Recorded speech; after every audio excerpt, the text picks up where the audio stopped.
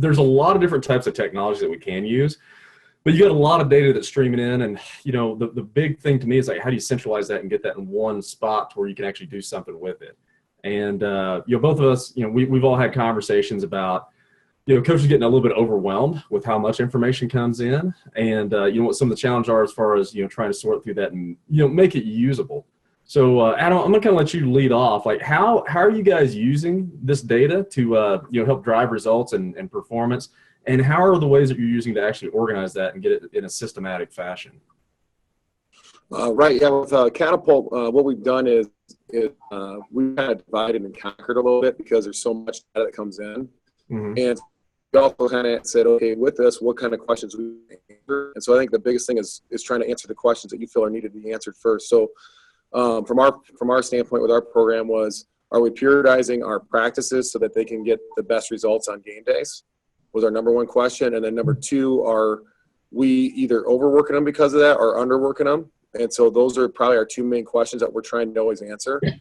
And so what we kind of did was just kind of built a compass of where we want to go with that. So our true north is always going to be our distance traveled, and on our compass is how much distance have they traveled, because there's a lot of research out there showing like RPE scores being related to distance traveled.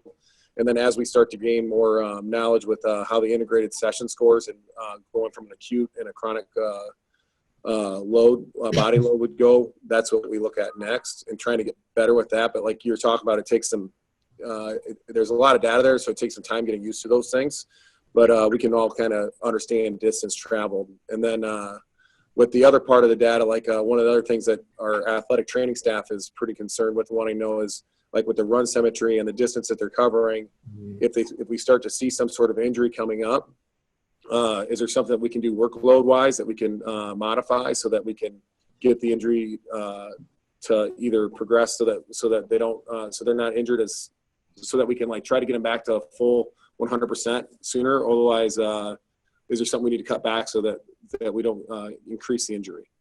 Right on. And Adam, can you talk a little bit more about run symmetry real quick? Yeah. Something that's really cool about Catapult, we're using the GP Sports system model. So Catapult purchased GP Sport, and that's the one that we use. And they have something in there with a gyroscope that can tell you the run symmetry, how many times they would lean to the right or the left. And so typically, the way we look at it is if they're within 5%, we start to kind of raise our eyebrows and just kind of look and see, is this just a blip on the radar from one practice or one game, or is this something that's going to kind of continue?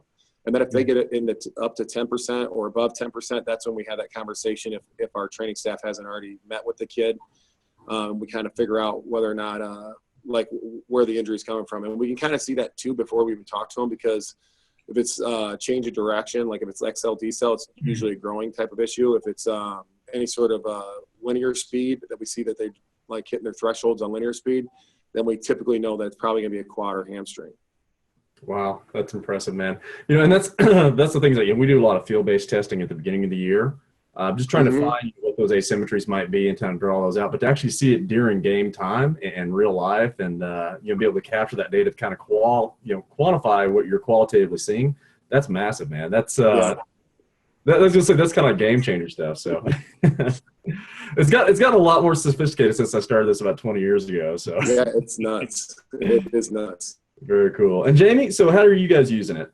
Yeah, so we're pretty similar to what Adam was talking about. Our main aspect that we're looking at is total distance covered by our kids. We are tracking a wide variety of different positions when it comes to football, whether it be skill guys to power guys to some of our linemen. And obviously the distance covered from a lineman to a skill guy is very different. Now, the whole scheme of things, we need to look at our individual kid each day and how they're progressing and what the difference is. Not so much a skill guy versus a power guy, but say a skill guy Monday, Tuesday, Wednesday, Thursday.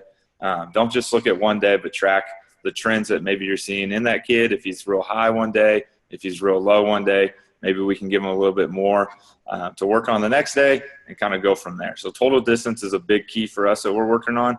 Running symmetry, like we talked about, or like Adam was talking about, is big as well. Our training staff looks at that and helps kind of talk to a kid, see if something's going on, if maybe they've had a previous injury on a certain leg, maybe we should do some rehab stuff here in the weight room that could kind of help them out to keep them from getting in that injury area.